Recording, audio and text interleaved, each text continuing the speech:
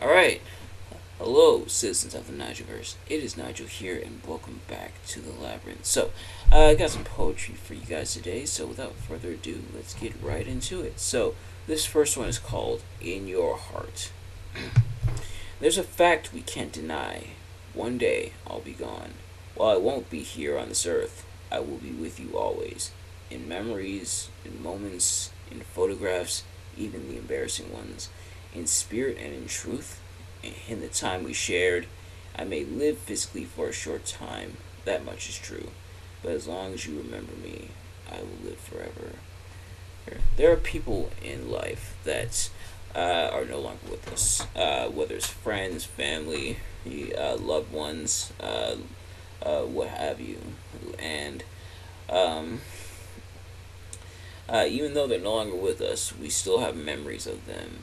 We talk about, hey, you remember when us and this family member did this, and this, or I remember when me and so used to always do this, and we would always talk about this. So the fact that you continue to uh, bring them up and talk about them and talk about the memories you guys share, or you're transported back there. So even though they're not there physically, you can picture them there with all the memories you guys used to have together, and all the time that you shared. And for a lot of people, it helps cope with the loss is um, being reminded of the time you guys spent together, and what you guys did together. Even though they're no longer there with you physically, you feel them right there in your heart, and that's where they will stay because you remember them. Um, and for me, I'm reminded kind of like my grandmother. She passed away back in 2014, but we spent a lot of time together. We talked about wrestling and everything, and we would always hang out. I would usually, me and my sister would always go over to her house, and while her and my sister used to do uh, like like watch TV and stuff. They used to do stuff like watch TV, watch like crime shows and stuff, or my sister would go on the computer. I would usually, sometimes I would go on the computer, but I was always like watching wrestling because I would go on a Friday night, which meant SmackDown. but yes, so but because of all those memories, I still hold my grandmother right here in my heart, and that's where she stays. This next one is called Another Day. The pain and anguish brought on by today motivates me to fight another day.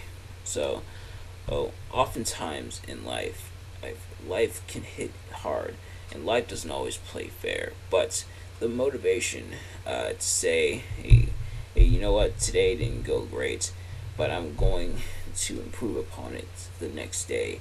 It's not always easy. In fact, it usually isn't. But that fighting spirit to continue on is so powerful and so important, and it's something that you definitely don't want to take for granted.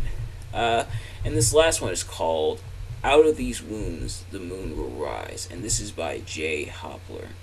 Now that the sun has set and the rain has abated, and every porch light in the neighborhood is lit, maybe we can invent something.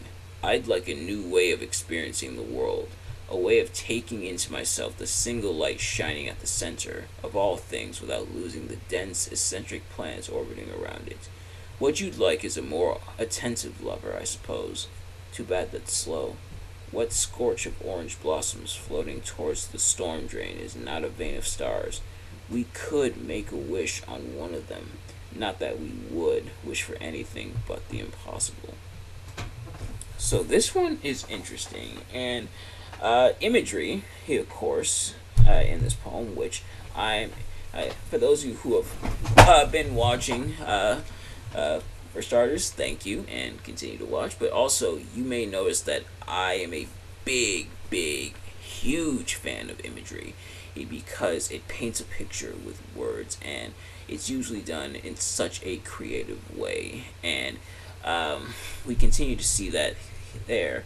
We see the planets, we see the sun, we see the rain, and we see love, and we see almost a sense of belonging in a lot of ways, and a sense of a small fish in a big ocean with the uh, with the stars and the planets and everything.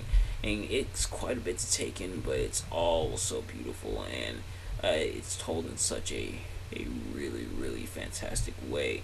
And we see perspectives throughout here, or especially with this line, like what you'd like is a more attentive lover, I suppose. To add that slow. Perhaps not paying enough attention to the loved one, but instead thinking more in like a grander scale, which I think is really cool how it's done here. But nevertheless, thank you all so much for watching. I hope you enjoyed. If you did, please do me a favor: like, comment, subscribe, share it with your friends, turn on bell notifications so you know every time I upload a video, so you can see it as soon as it drops. And I will see you guys later. Peace.